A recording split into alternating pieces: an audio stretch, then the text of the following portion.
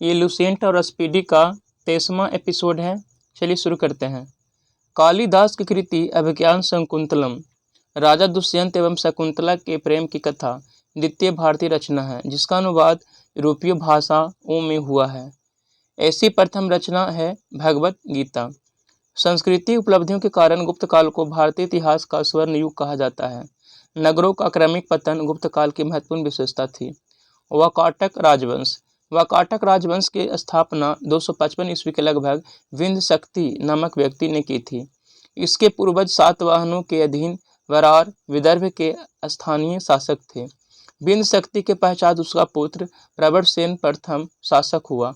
वाकाटक वंश का वह अकेला शासक था जिसने सम्राट की उपाधि धारण की थी। पुराणों से पता चलता है कि इसने 4 अश्वमेध यज्ञ किया था। प्रवरसेन के पश्चात वाकाटक साम्राज्य 2 शाखाओं में विभक्त हो गया। प्रधान शाखा तथा आवासीय शाखा दोनों शाखाओं ने समांतर रूप से शासन किया। प्रधान शाखा के प्रमुख राजा रुद्रसेन प्रथम प्रभावती गुप्ता के संरक्षण काल में प्रवरसन द्वितीय, नरेंद्र सेन देवसेन, पृथ्वी सेन द्वितीय। गुप्त शासक चंद्रगुप्त द्वितीय ने अपनी पुत्री प्रभावती गुप्ता का विवाह वाकाटक नरेश रुद्रसेन द्वितीय से किया। वाकाटकों का राजगुप्त एवं शक राज्यों के बीच था।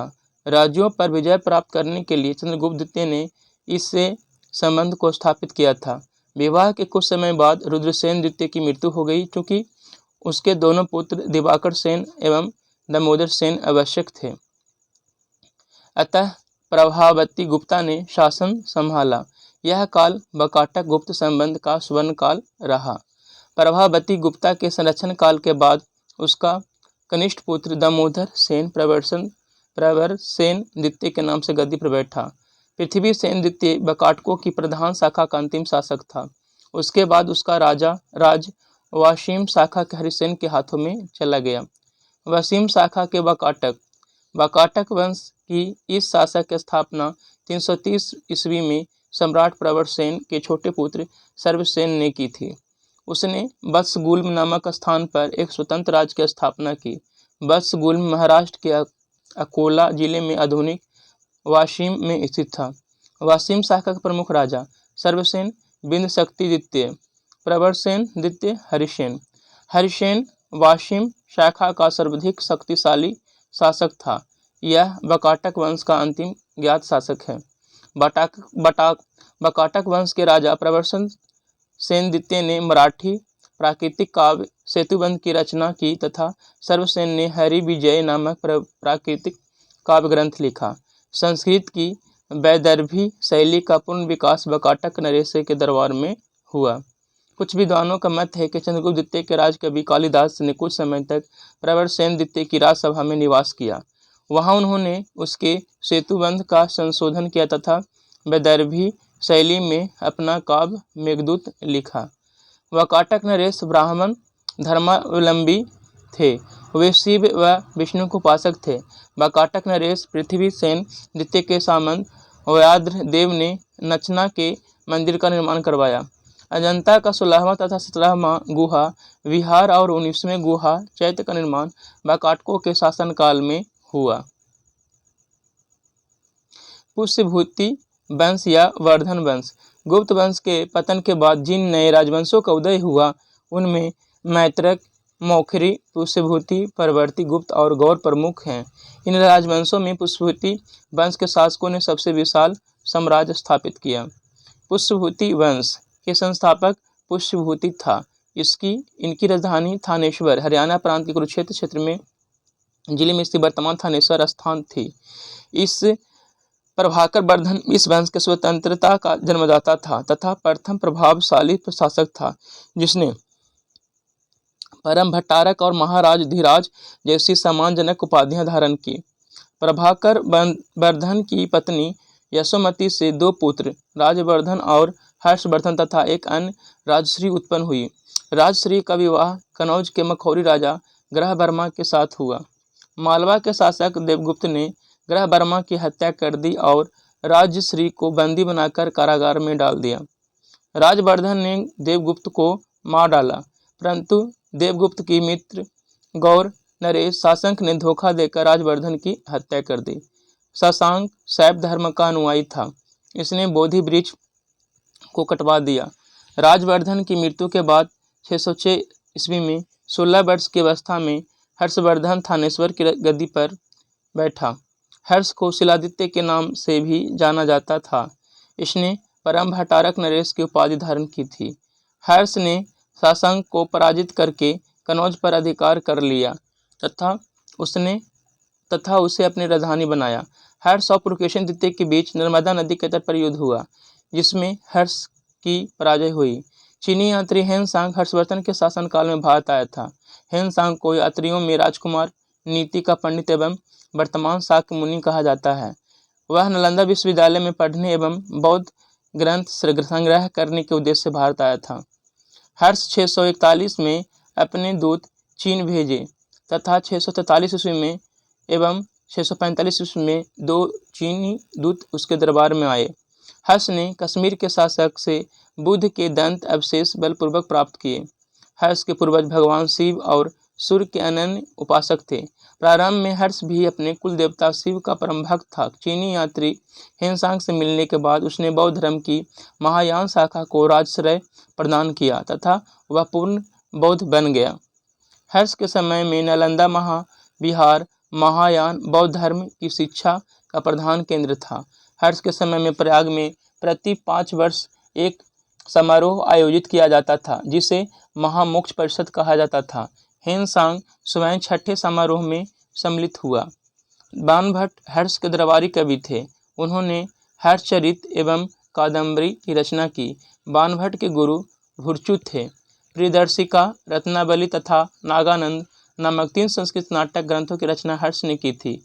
कहा जाता है कि धावक नामक कवि ने हर्ष से पुरस्कार लेकर उसके नाम से ये तीनों नाटक लिख दिए। हर्ष को भारत का अंतिम हिंदू सम्राट कहा गया है, लेकिन वह न तो कट्टर हिंदू था और न ही सारे देश का शासक ही। हर्ष के अधीनस्थ शासक महाराज अथवा महासामंत कहे जाते थे। हर्ष के मंत्री परिषद की मंत्री को सचिव या आमत कहा जाता था। प्रशासन की सुविधा के लिए हर्ष का साम्राज्य कई प्रांतों में विभाजित था। प्रांतों को भुक्ति कहा जाता था। प्रत्येक भुक्ति का शासक राजस्थानीय, उपरिक अथवा राष्ट्रीय कहलाता था। भुक्ति का विभाजन जिलों में हुआ था। जिले की संज्ञा थी विषय, जिसका प्रधान विषयपति होता था। विषय के अंतर्गत कई पाठक आधुनिक तहसील होते थे। ग्राम शासन की सबसे छोटी इकाई थी। ग्राम शासन का प्रधान ग्रामाध्यक्ष पटलिक कहा जाता था। हर्षचरित के अनुसार हर्ष की मंत्रिपरिषद भांडी प्रधान सचिव, सिंहनाद प्रधान सेनापति, कुंतल अश्वसेना का प्रधान, स्कंदगुप्त गज सेना का प्रमुख। पुलिस कर्मियों को चाट या भाट कहा जाता था। दंडपाशिक तथा दंडिक पुलिस विभाग के अधिकारी होते थे। अश्व सेना के अधिकारियों को बृहदेश्वर, पैदल सेना के अधिकारियों को बलाधिकृत या महाबलाधिकृत कहा जाता था। हर्षचरित में सिंचाई के साधन के रूप में तुला यंत्र, जल पंप का उल्लेख मिलता है। हर्ष के समय मथुरा सूती वस्त्रों के निर्माण के लिए प्रसिद्ध था। हर्षचरित में प्रांतीय शासक के लिए लोकपाल शब्द आया है। दक्षिण भारत के प्रमुख राजवंश पल्लव वंश। पल्लव वंश का संस्थापक श्री विष्णु था। इसकी राजधानी कांची, तमिलनाडु में कांचीपुरम थी। यह वैष्णव धर्म का अनुयायी था। सिंह विष्णु ने अबनी सिंह की उपाधि धारण की। सिंह विष्णु ने मामल्लपुरम में आदि वाराह मंदिर का निर्माण करवाया। किरीटार्जुनीयम के लेखक भारवी सिंह विष्णु के दरबार में रहते थे। पल्लव वंश के प्रमुख शासक हुए क्रमशः महेंद्र वर्मन प्रथम, नरसिंह वर्मन प्रथम, महेंद्र वर्मन द्वितीय, परमेश्वर वर्मन प्रथम, नरसिंह वर्मन द्वितीय एवं नंदी वर्मन द्वितीय। मत विलास प्रहसन की रचना महेंद्र वर्मन ने की थी। महेंद्र वर्मन शुरू में जैन मतावलंबी था, परंतु बाद में तमिल संत अपर के प्रभाव से आकर शैव बन गया था। महाबलीपुरम के आकाश मंदिर, जिन्हें रथ कहा गया है, का निर्माण पल्लव राजा नरसिंह वर्मन प्रथम के द्वारा करवाया गया था। रथ मंदिरों की संख्या 7 है। रथ मंदिरों में सबसे छोटा द्रौपदी रथ है जिसमें किसी प्रकार का अलंकरण नहीं मिलता है। बतापी कोंड व महामल की उपाधि नरसिंह वर्मन प्रथम ने धारण की थी। इसके शासनकाल में चीनी यात्री हेवेन तेंस कांची आया था। परमेश्वर वर्मन प्रथम शैव मतानुयायी था। उसने लोकादित्य, एकमल, रनंजय, अत्यंत काम, उग्रदंड, गुणभाजन आदि के उपाधियां ग्रहण की। इसने ममालपुरम में गणेश मंदिर का निर्माण करवाया था। परमेश्वर वर्मन प्रथम विधा प्रेमी भी था और उसने विद्यावनीत की उपाधि भी ली थी। अरबों का आक्रमण के समय पल्लवों का शासक नरसिंह वर्मन द्वितीय था। उसने राजा सिंह, राजाओं में सिंह, अगाम पीर, शास्त्रों का प्रेमी और शंकर भक्त, शिव का उपासक की उपाधि धारण की। उसने कांची के कैलाश मंदिर का निर्माण करवाया जिसे राज सिद्धेश्वर मंदिर भी कहा जाता है। इसी मंदिर के निर्माण से द्रविड़ स्थापत्य कला की शुरुआत हुई। महाबलीपुरम में सौर मंदिर का निर्माण भी नरसिंह वर्मन द्वितीय ने किया। कांची के कैलाश मंदिर में पल्लव राजाओं और रानियों की आदमकद तस्वीरें लगी हैं। एलोरा की गुफा संख्या 16 के कैलाशनाथ मंदिर के बाईं दीवार पर 8वीं शताब्दी में बनाई गई आकृति में रावण को कैलाश पर्वत हिलाते हुए दिखाया गया है, जिस पर शिव एवं पार्वती लोगों के साथ विराजमान हैं। दास कुमार चारित्र के लेखक दंडी नरसिंह वर्मन द्वितीय के दरबार में रहते थे। कांची के मुक्तेश्वर मंदिर तथा वैकुंठ पेरुमाल मंदिर का निर्माण नंदी वर्मन द्वितीय ने कराया। प्रसिद्ध वैष्णव संत तिरुमय अलवार नंदी वर्मन द्वितीय के समकालीन थे। नंदी वर्मन तृतीय शैव मतानुयायी था। उसकी राजसभा में तमिल भाषा के प्रसिद्ध कवि संत पेरुंदेवनार निवास करता था, जिसने भारत वेनवा नामक ग्रंथ की रचना की। पल्लव वंश का अंतिम शासक कंप वर्मा था। पल्लव काल में कवि भारवी की लोकप्रिय रचना किरीटार्जुनीयम थी। 9वीं शताब्दी में चोल वंश पल्लव के ध्वंसावशेषों पर स्थापित हुआ। इस वंश के संस्थापक विजाल्या थे, जिसकी राजधानी तंजौर या तंजावुर था। तंजावुर का वास्तुकार कुंजरमल्लन राजराज पेरुतचन था। विजाल्या ने नरकेसरी की उपाधि धारण की और निशंभुसुदीन देवी का मंदिर बनवाया। चोलों का स्वतंत्र राज आदित्य प्रथम ने स्थापित किया। पल्लवों पर विजय पाने के उपरांत आदित्य प्रथम ने कोदंड राम की उपाधि धारण की। तकोलम के युद्ध में राष्ट्रकूट नरेश कृष्ण तृतीय ने परांतक प्रथम को पराजित किया। इस युद्ध में परांतक प्रथम का बड़ा लड़का राजादित्य मारा गया। राजा राज प्रथम ने श्रीलंका पर आक्रमण किया। वहां के राजा महिम पंचम को भगाकर श्रीलंका के दक्षिण जिला रोहन में शरण लेनी पड़ी। राजराज प्रथम श्रीलंका के विजित प्रदेशों को चोल साम्राज्य का एक नया प्रांत मुमीर चोल मंडलम राजधानी पोलन रूबा बनाया। राजराज प्रथम शैव धर्म का अनुयायी था। इसने तंजौर में राजराजेश्वर का शिव मंदिर बनाया। चोल साम्राज्य का सर्वाधिक विस्तार राजेंद्र प्रथम के शासनकाल में हुआ। बंगाल के पाल शासक महिपाल को पराजित करने के बाद राजेंद्र प्रथम ने गंगैकोंड चोल की उपाधि धारण की और नवीन राजधानी गंगैकोंड चोलपुरम के निकट चोल गंगम नामक विशाल तालाब का निर्माण करवाया। चोल काल में भूमि के प्रकार बेलन व गौई, गैर ब्राह्मण किसान गोस्वामी की भूमि, ब्राह्मदेय ब्राह्मणों को उपहार में दी गई भूमि, साला भोग किसी विद्यालय के रखरखाव की भूमि, देवदान या तिरुन मटकडकनी मंदिर को उपहार में दी गई भूमि, पलिल चचंदम जैन संस्थाओं को दान में दी गई भूमि। गजनी का सुल्तान मोहम्मद राजेंद्र प्रथम का समकालीन था। राजेंद्र द्वितीय ने प्रकेसरी के एक वीर राजेंद्र ने राजकेसरी की उपाधि धारण की। चोल वंश का अंतिम राजा राजेंद्र तृतीय था। चोलों एवं पश्चिमी चालुक्य के बीच शांति स्थापित करने में गोवा के कदम शासक जयकेश प्रथम ने मध्यस्थ की भूमिका निभाई थी। विक्रम चोल अभाव एवं अकाल से ग्रसित गरीब जनता से राजस्व वसूलकर चिदंबरम मंदिर का विस्तार करवा रहा था। कोलोतुंग द्वितीय ने चिदंबरम मंदिर में स्थित गोविंदराज विष्णु की मूर्ति को समुद्र में फेंकवा दिया। कालांतर में वैष्णव आचार्य रामानुजाचार्य ने उक्त मूर्ति का पुनरुद्धार किया और उसे तिरुपति के मंदिर में प्राण प्रतिष्ठित किया। चोल प्रशासन में भाग लेने वाले उच्च पदाधिकारियों को पेरुंदरम एवं निम्न श्रेणी के पदाधिकारियों को सेरुंदरन कहा जाता था। लेखों में कुछ उच्च अधिकारियों को उडनकुट्टम कहा गया है, जिसका अर्थ है सदा राजा के पास रहने वाले अधिकारी। गंगा एवं ब्रह्मपुत्र की संयुक्त धारा मेघना कहलाती है, जिसकी सहायक नदी बराक है। ब्रह्मपुत्र नदी पर असम में विश्व का सबसे बड़ा नदी द्वीप माजुली स्थित है। ब्रह्मपुत्र को तिब्बत में सांगपू, अरुणाचल प्रदेश में दिहांग तथा असम में ब्रह्मपुत्र कहा जाता है। नदी द्वारा लाए गए अवसाद का जमाव जब मुहाने पर होता है तो डेल्टा का निर्माण होता है। डेल्टा की आकृति त्रिभुजाकार होती है।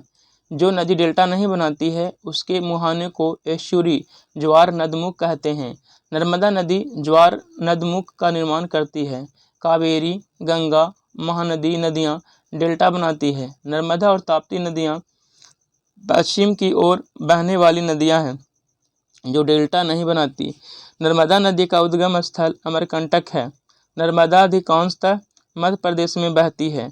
नर्मदा को गुजरात की जीवन रेखा कहते हैं। सर्वाधिक सीधे बहने वाली नदी नर्मदा है। धुआंधार जलप्रपात जबलपुर मध्य प्रदेश सतपुरा पर्वत क्षेत्र में नर्मदा नदी पर स्थित है। गंगा ब्रह्मपुत्र नदियाँ पश्चिम बंगाल एवं बांग्लादेश में विश्व का सबसे बड़ा डेल्टा सुंदरबन डेल्टा मैंग्रोव वनस्पति क्षेत्र में बनाती है। नदी द्वारा काट छाट की क्रिया अपरदन तथा जमा करने की क्रिया निक्षेपण कहलाता है। दक्षिण भारत की गंगा कावेरी नदी कहलाता है। कावेरी का उद्गम स्रोत ब्रह्मगिरी पहाड़ियाँ हैं। शिव समुद्रम प्रपात कर्नाटक के मांड्या जिले में कावेरी नदी पर स्थित है।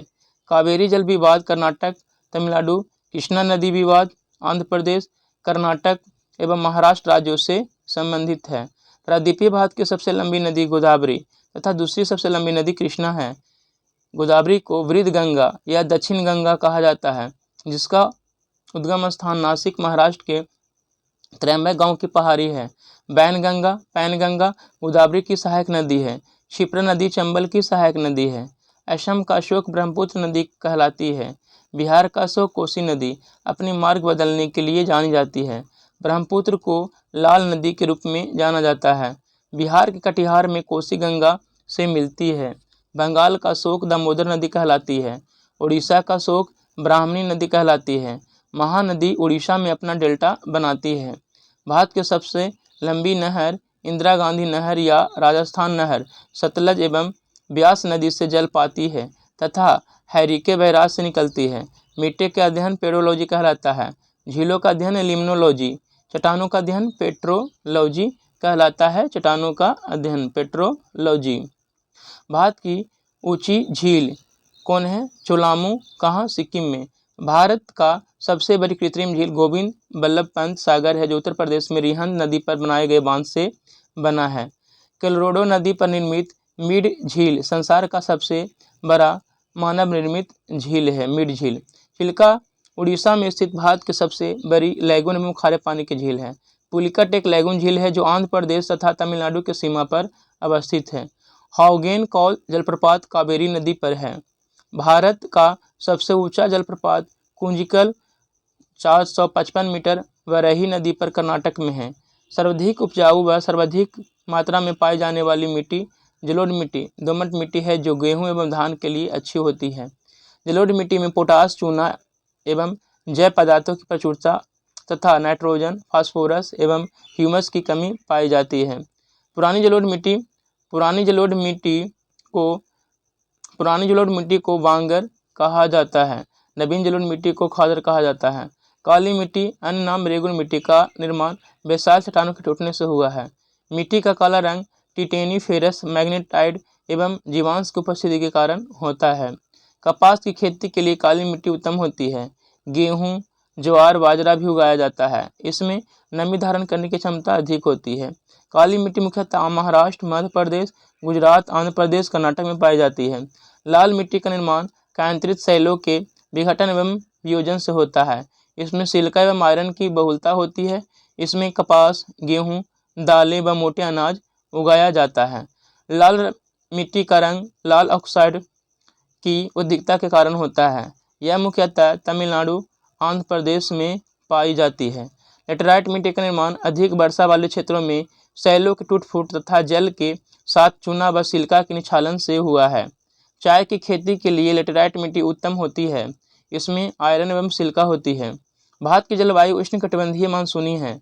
भारत में मानसून का आगमन जून के प्रथम सप्ताह में केरल में होता है। भारत में अधिकांश वर्षा दक्षिण पश्चिम मानसून से होती है, जिसका सर्वप्रथम आगमन केरल में जून के प्रथम सप्ताह में होता है। जाड़ों के दिनों में तमिलनाडु के तटों या कोरोमंडल तट पर वर्षा लौटती हुई मानसून या उत्तर पूर्वी मानसून के कारण होती है। भारत के पश्चिमी समुद्री तट पर वर्षा दक्षिणी पश्चिम मानसून से होती है। ग्रीष्मकाल में आने वाली तूफानों को पश्चिम बंगाल में काल बैसाखी कहा जाता है। गर्मी में असम व पश्चिम बंगाल में तीव्र आर्द्र हवाएं चलती है, जिसे नॉर्वेस्टर कहा जाता है। रबी की फसल अक्टूबर-नवंबर में बोई जाती है तथा मार्च-अप्रैल में काट ली जाती है। खरीफ की फसल जून-जुलाई में बोई जाती है तथा नवंबर-दिसंबर में काट ली जाती है। गेहूँ, जौ, चना, मटर, सरसों, आलू, राई रबी फसलें हैं, जबकि धान, गन्ना, तिलहन, ज्वार, बाजरा, मक्का, अरहर खरीफ फसलें हैं।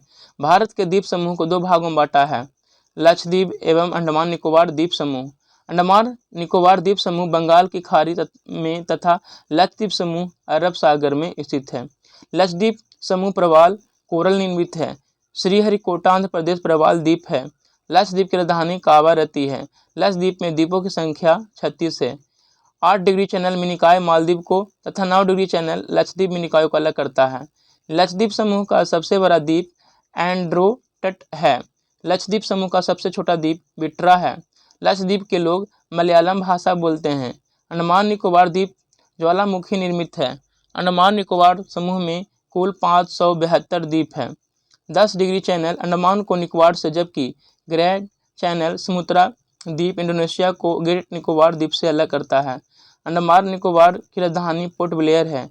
पोर्ट ब्लेयर दक्षिण अंडमान में स्थित है। यही सेलुलर जेल व वीर सावरकर एयरपोर्ट है।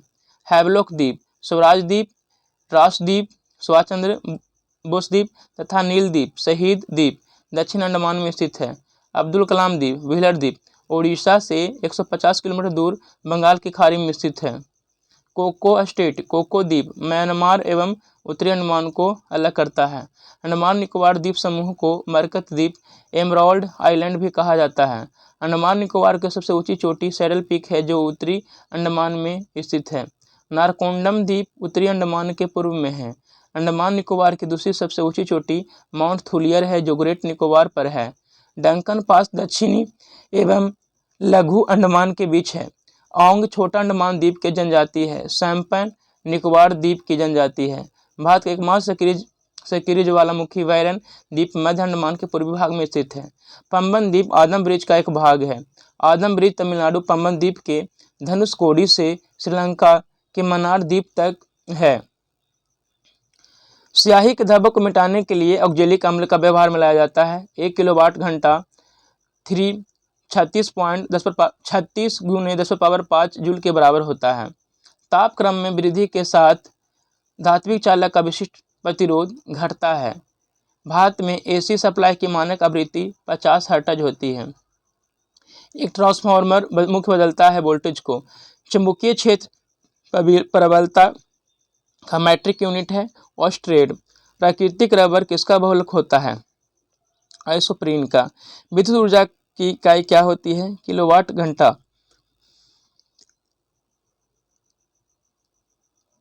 अर्धसूत्री विभाजन में गुणसूत्रों की संख्या आधी। आखिर गैस हीलियम के वाहकम कक्षा में इलेक्ट्रॉन की संख्या 2 होती है। सूक्ष्म जीवित कोशिका है माइकोप्लाज्मा। एकल स्टैंडर्डेड वाले डीएनए अणु कहाँ मिलते हैं? बैक्टीरिया फेज में।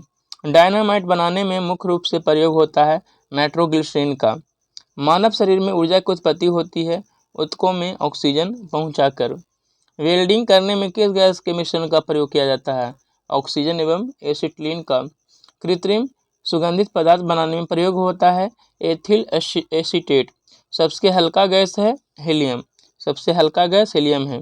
किसी दर्पण की न्यूनतम लंबाई क्या होनी चाहिए जिसमें एक व्यक्ति अपना पूरा प्रतिबिंब देख सके? उसकी लंबाई का करीब आधा होनी चाहिए। परमाणु की प्रभावी त्रिज्या 10⁻⁻10 मीटर होती है। पृथ्वी की आयु ज्ञात की जाती है यूरेनियम काल निर्धारण पद्धति के द्वारा। पत्थरों एवं खनिजों में सर्वाधिक मात्रा में पाया जाने वाला तत्व कौन है? सिलिकॉन। धूमकेतु की पूंछ हमेशा सूर्य से दूरी होती है अपकेंद्रीय बल के कारण। किससे होकर गुजरते हुए प्रकाश की गति न्यूनतम होती है? कांच से। एस्कॉर्बिक एसिड है विटामिन सी। विद्युत मोटर एसी के आविष्कारक कौन थे? Nikola Tesla. स्वर्ण की शुद्धता किस इकाई में व्यक्त किया जाता है? कैरेट में। गति के नियमों का प्रतिपादन किसने किया? न्यूटन ने किया। जल का विद्युत विश्लेषण में ऑक्सीजन कहाँ पर संचित होता है? एनोड पर। तांबा, चांदी, एल्युमिनियम तथा सोना में अधिकतम तन्य कौन है? सोना। सीमेंट, बालू और जल का मिश्रण क्या कहलाता है? मोर्टार कहलाता है। समुद्र के अंदर संचार एवं स्थिति आकलन के लिए प्रयोग किया जाने वाला यंत्र है सोनार। किसी संचायक सेल में क्या संचित रहता है? रासायनिक ऊर्जा। सड़कों को प्रकाशित करने के लिए प्रयुक्त बत्तियां किस क्रम में संयोजित की होती है? समांतर क्रम में। लेजरों द्वारा उत्पन्न त्रिविमीय प्रतिबिंब क्या कहलाता है? एक होलोग्राम। कार्बन, पीतल, एरोजोल तथा तांबा में सबसे हल्का पदार्थ कौन है? एरोजेल। ध्वनि तरंग के परावर्तन से ध्वनि तरंग के परावर्तन से प्रतिध्वनि उत्पन्न होती है। यदि एक चालक के तापक्रम को बढ़ा दिया जाए तो इसका प्रतिरोध क्या हो जाएगा? बढ़ेगा। रेडियो तरंग की चाल 3 × 10⁸ मीटर प्रति सेकेंड होता है। सोल्डर किसका मित्र धातु है? Pb+Sn का। हवा का बुलबुला कार्य करता है अवतल लेंस जैसा। डिप्थीरिया से प्रभावित होने वाला अंग है श्वास नली। मार्स गैस कहलाता है मीथेन। अम्लीय वर्षा का प्रमुख घटक है SO2। विद्युत सेल स्रोत है विद्युत ऊर्जा का। वर्षा उपहार किस फसल की प्रजाति है? भिंडी। कपास के लिए उपयुक्त काली मिट्टी में अधिकता होती है मॉन्ट मारिलो नाइट्राइट की। मैनोमीटर का प्रयोग किसने मापक के लिए किया जाता है? गैस का दाब। कैलोरी इकाई है उष्मा की। आंशिक रूप से पानी में डूबी हुई सीधी छड़ की झुकी हुई मालूम पड़ने का कारण है अपवर्तन। विद्युत चुंबक बना होता है मृदु लोहा का। केवल दो तत्व कक्षा तापक्रम पर द्रव स्थिति में रहते हैं, ये हैं ब्रोमीन और पारा। 1 माइक्रोन बराबर होता है 0.001 mm के। पृथ्वी के वायुमंडल में सर्वाधिक मात्रा में पाए जाने वाली गैस है नाइट्रोजन। कास्टिक सोडा का रासायनिक सूत्र होता है NaOH। RH फैक्टर समानता किससे संबंध माना जाता है? रक्तदान। लोलक की लंबाई 1/4 हो जाती है तो इसका वर्तकाल क्या हो जाएगा? आधा हो जाएगा। इस तरह से ये वीडियो समाप्त होता है। धन्यवाद।